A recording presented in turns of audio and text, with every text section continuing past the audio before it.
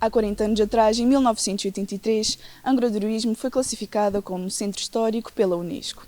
Foi no encontro de projetos aqui no Centro Cultural e de Congressos que iniciaram-se as celebrações de Angra como cidade de património mundial através de discursos e apresentações.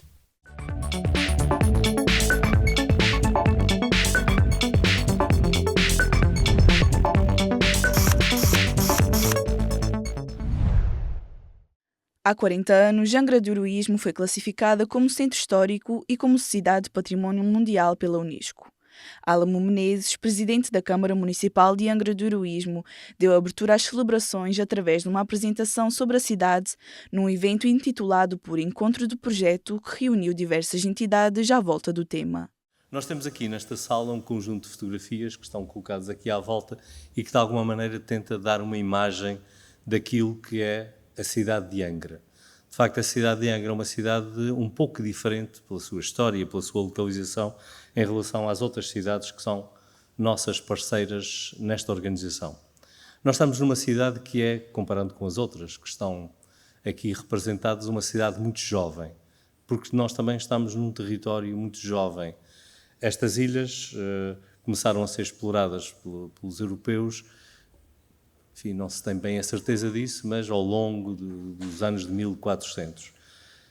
Por volta de 1470, as pessoas começaram-se a fixar aqui, neste território.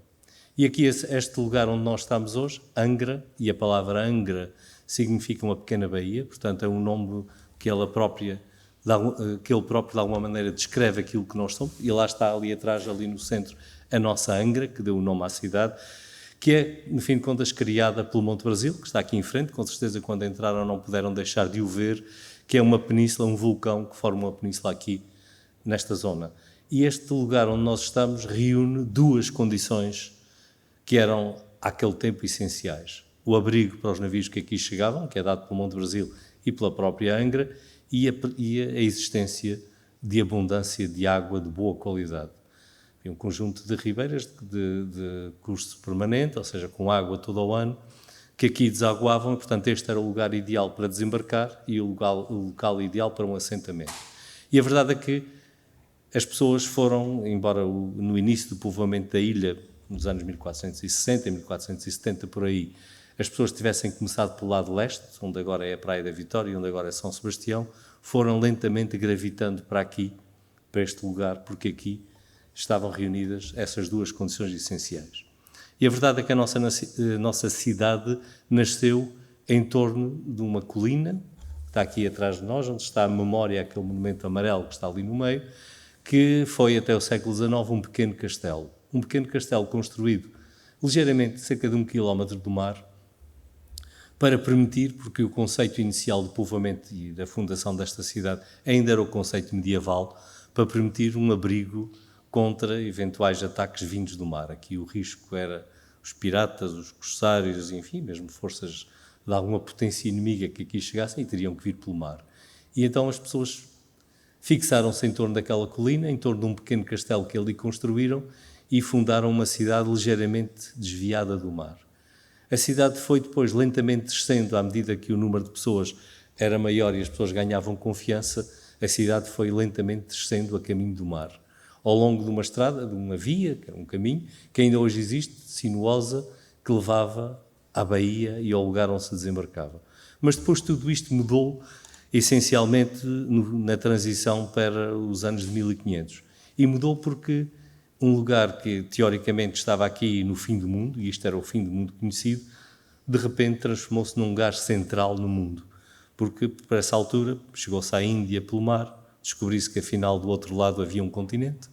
Portanto, o Atlântico tinha a América do Sul, o Brasil e a América do Norte do outro lado, e também se descobriu uma coisa que foi determinante para o futuro da cidade, que é impossível navegar de sul para norte sem que se faça uma volta em direção ao oeste. Isto tem a ver com a circulação dos ventos no Atlântico Norte, com a formação aqui do anticiclone dos Açores, que funciona como um relógio dos antigos, com os ponteiros, em que quando se vem do sul, chega-se ali na zona do 6 e tem que se ir em direção à América e tem que subir no 9, que fica mais ou menos aqui frente aos Açores. Depois, quando se quer vir para a Europa, tem que se atravessar exatamente por esta zona.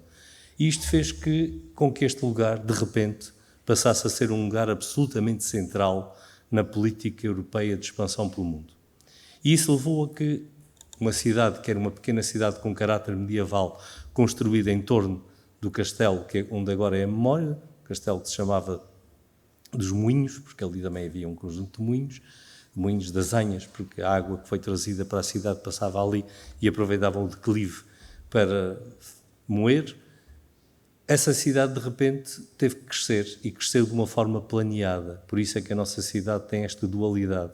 Tem a parte antiga, com características medievais, com ruas todas tortas, seguindo os contornos do relevo, e depois esta parte plana, que está entre a Praça Velha e aqui o Alto das Covas, que é a parte mais vistosa da cidade, toda ela com ruas que são lineares, fazendo ângulos retos entre si, parece uma urbanização.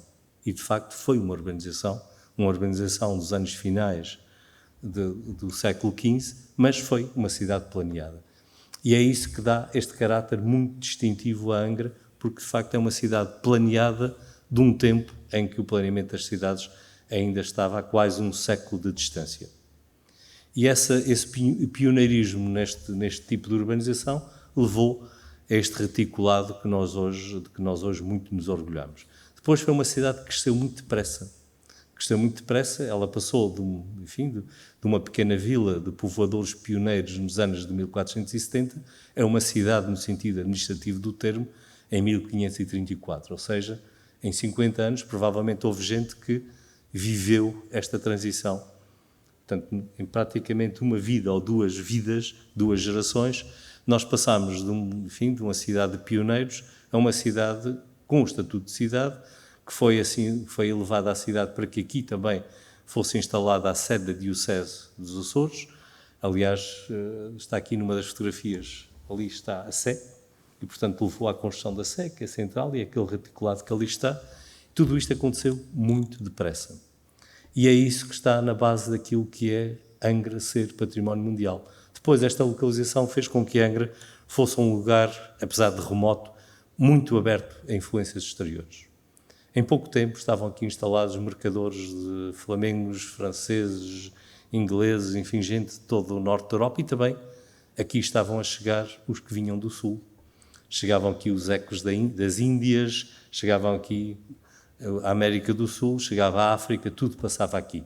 E, portanto, foi um lugar de encontro entre estas civilizações, e esse encontro é que está na base exatamente da classificação de Angra enquanto património mundial. A nossa cidade é classificada não tanto por nenhuma característica específica do edificado, embora ele tenha um imenso valor, mas sim pelo papel central que a cidade teve na expansão europeia pelo mundo. Esta abertura ao mundo fez com que, quando a monarquia portuguesa entrou em crise, com o desaparecimento do rei Dom Sebastião, no norte da África, em 1578, Angra tivesse já uma capacidade de diálogo internacional que levou a que aqui se organizasse o maior núcleo de resistência contra a União Ibérica.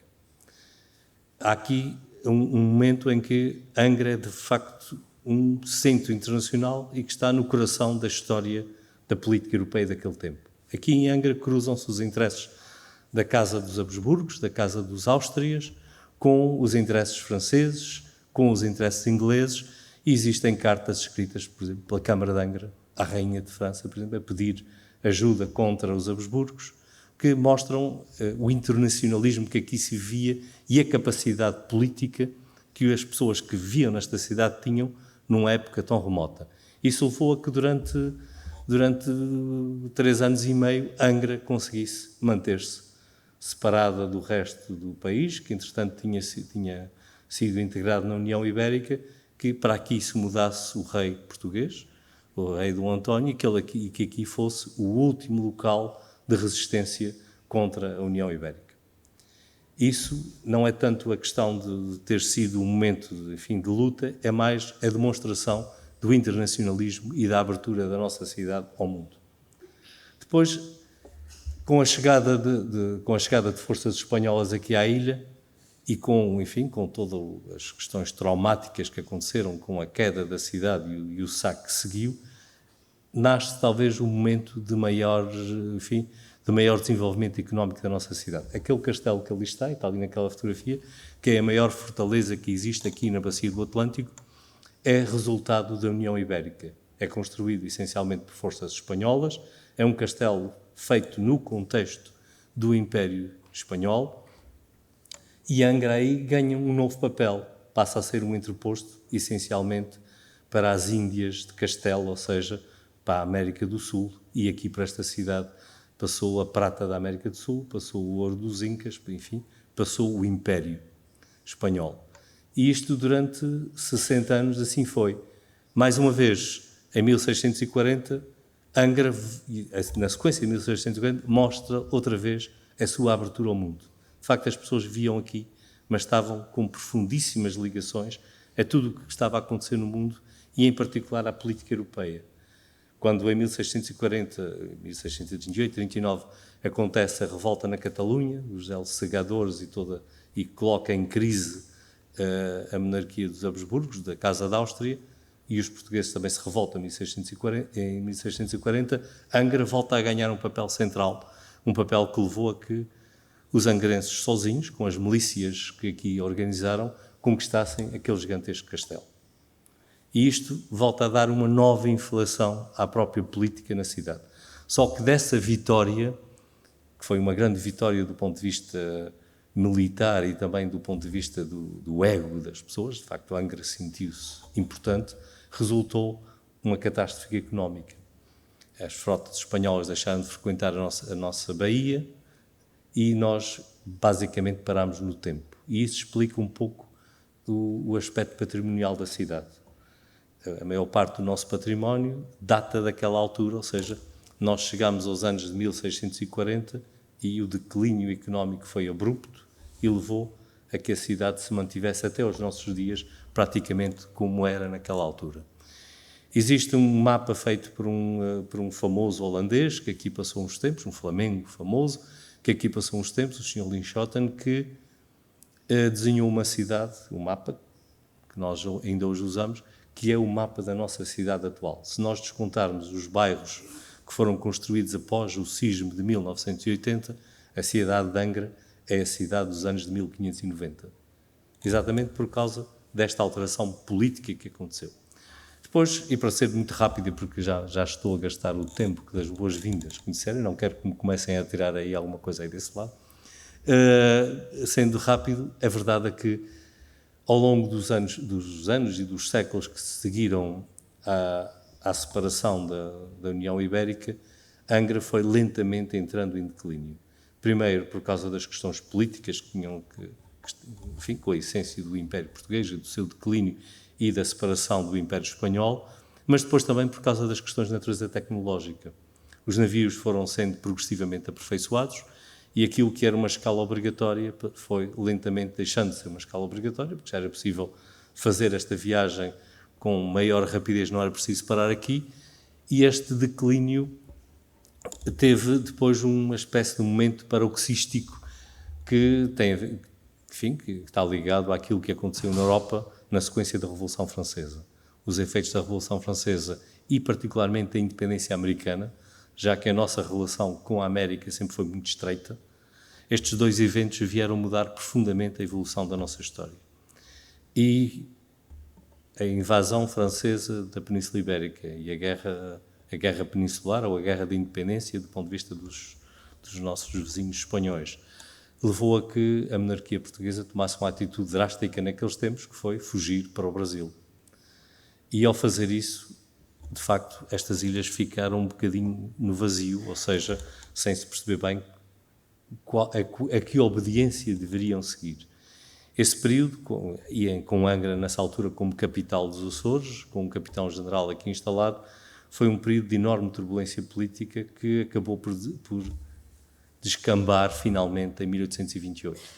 Em 1828, em Angra, começa a Guerra Civil Portuguesa.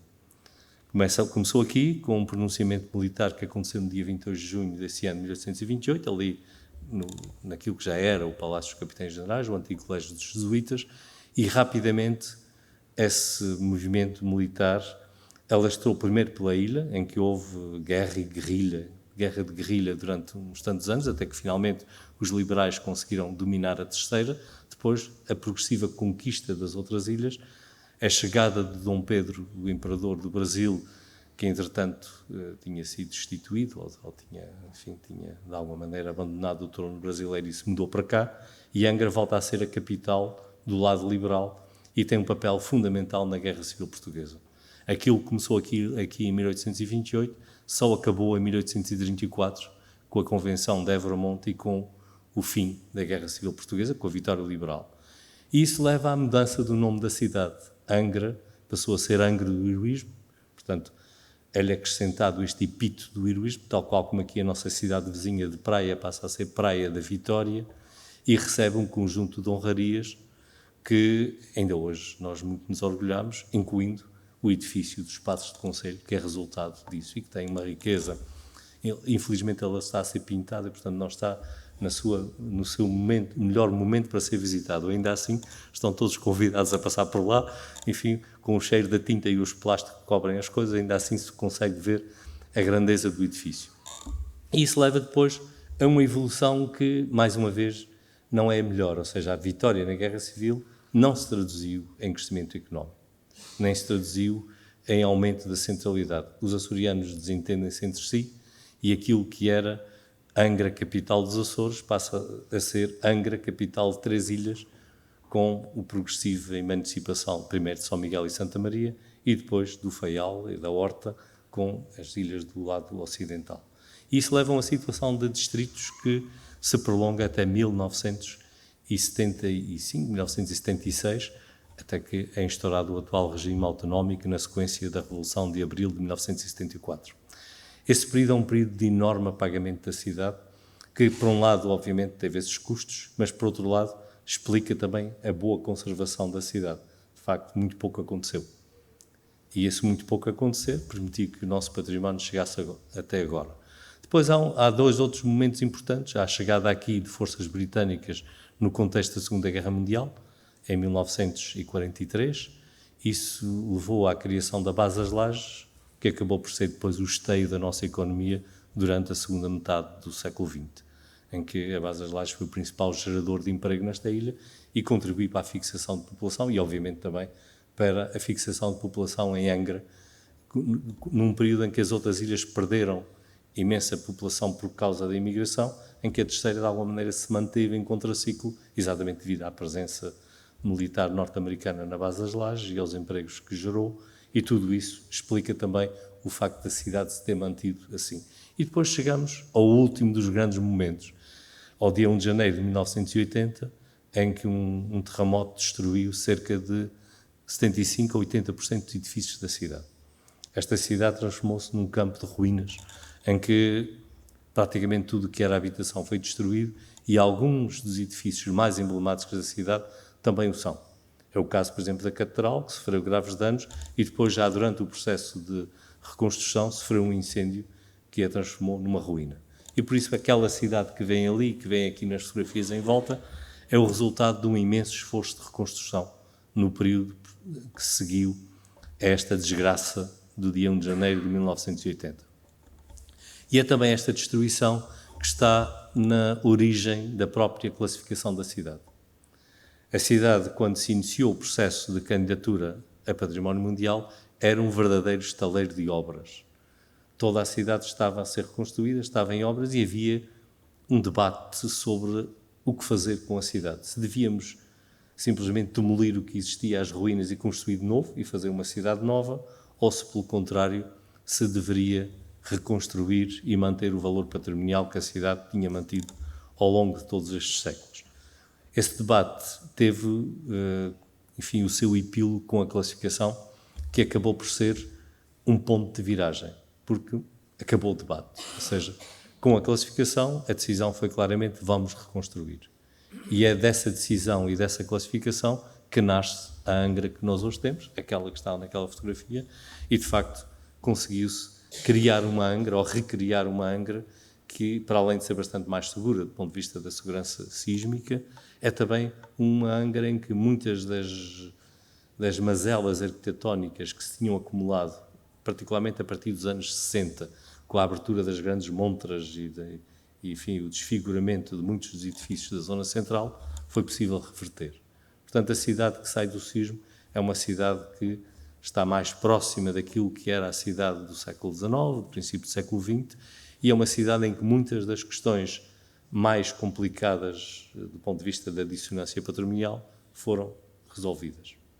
E é esta a cidade que nós hoje temos, e por isso, e para terminar, posso-vos dizer que, no caso de Angra, a classificação, a inclusão de Angra na lista do Património Mundial foi, de facto, um momento extraordinariamente importante. Não apenas do ponto de vista da autoestima e, enfim, de sermos património mundial, mas também desta questão da reconstrução. Não tivesse sido isso e provavelmente hoje veria uma Angra completamente diferente. Estiveram ainda presentes nas celebrações representantes da Secretaria Regional da Europa do Sul e Mediterrâneo da Organização das Cidades Património Mundial, do Governo local e regional. Entre diversos temas abordados ao longo do dia, foram referidos o projeto Qualidade de Vida nos Centros Históricos, o projeto de Educação e Cultura e do terceiro Encontro dos Jovens Embaixadores em Évora e o projeto Artes e Ofícios. Para além disso, realizou-se a apresentação do roteiro pelo Secretariado-Geral da Organização das Cidades Património Mundial e a exibição dos resultados dos países que já colocaram em prática o roteiro.